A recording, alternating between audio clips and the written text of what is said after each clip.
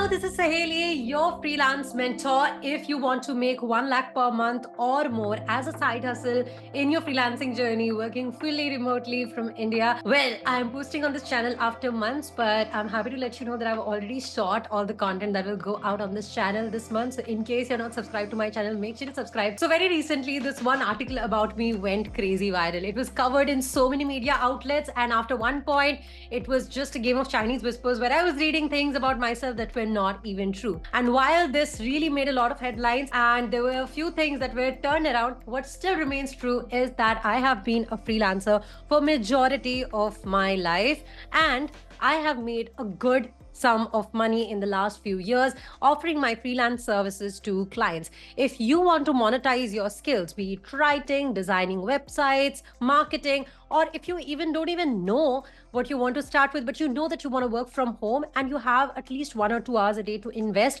this is the video you must watch. This is the complete beginner's guide to make money as a freelancer in less than 30 days. Let's go. Now, the first thing that you need to understand is that why do people even hire freelancers? I see a lot of people get started in their journey of making money online without even understanding what is the need for businesses to hire freelancers, where they can get people for a little lesser sum sometimes in-house or as interns. Well, freelancers are hired because they are specialized experts in their fields. This means that when a business hires freelancers, they expect better results out of you than they do from an employee. So when you're approaching prospects, don't think that they can hire someone else full-time and that's why you're at a disadvantage. In fact, that very fact is your advantage, that somebody who works 8 hours a day would not be able to achieve the results that you can by just offering 1 or 2 hours of your time. And this basically comes from your skill set. All right. So the next thing you need to identify is that what is that skill you want to offer?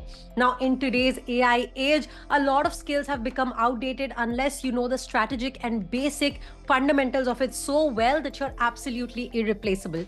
This means that if you write basic captions, you are not going to be hired. If you write very basic emails, you're not going to be hired. However, if you can create content that results in conversions for clients, which is basically getting more sales, making more money, or reaching some other tangible goals that the client can identify that AI cannot help them with, that is exactly when you make money. So while there's a lot of discourse around whether freelancers will lose their jobs or not, something that still remains true is that freelancers are getting hired pretty much left, right, and center at very high rates if they are skilled enough. Step number 3, once you have identified what skill you want to serve, you will build a very strong personal brand. 2024 is the age of personal brand. I have my personal brand on YouTube, Instagram, and LinkedIn, and I teach hundreds of students how to do the same. So if you're interested in learning in depth, I'll link some of my workshops below and you can join one of them. But in case you want to get started, the best platform for personal branding today for camera shy people is LinkedIn, my friends. LinkedIn is amazing. Just by optimizing your profile, you can get a lot of clients. Let me know if you want me to make a video specifically about optimizing your LinkedIn to get clients.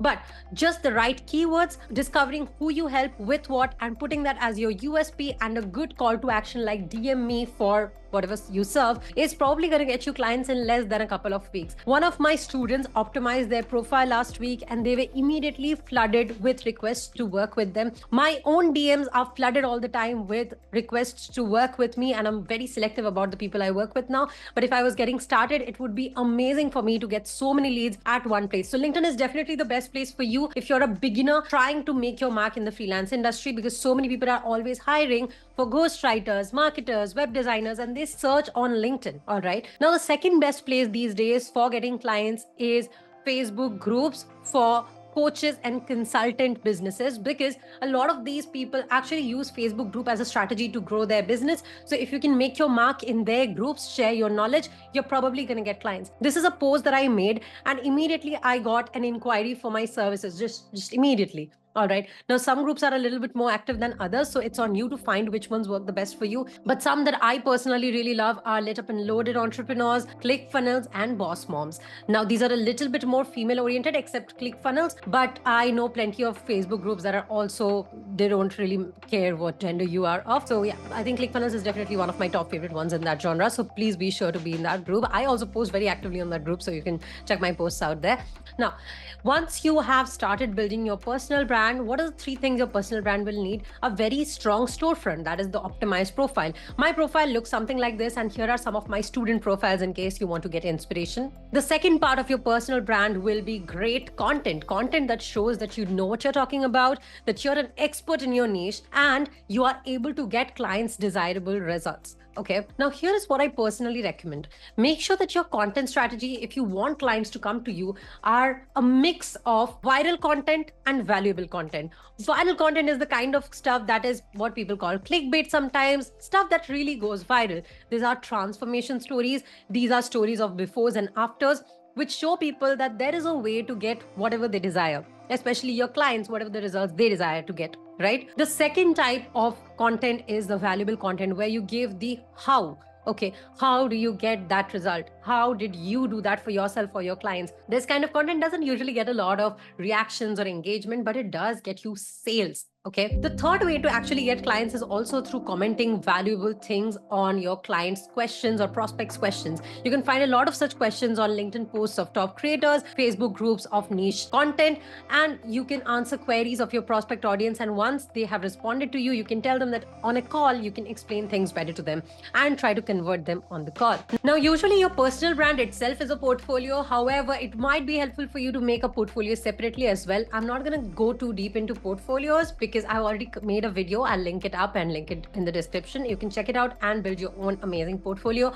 I'll also attach my portfolio, which converts my clients, so that you can check out what a good portfolio can look like. And yeah, I hope that it will help you with building your portfolio of work. But if your personal brand is very strong, sometimes your portfolio is not even necessary.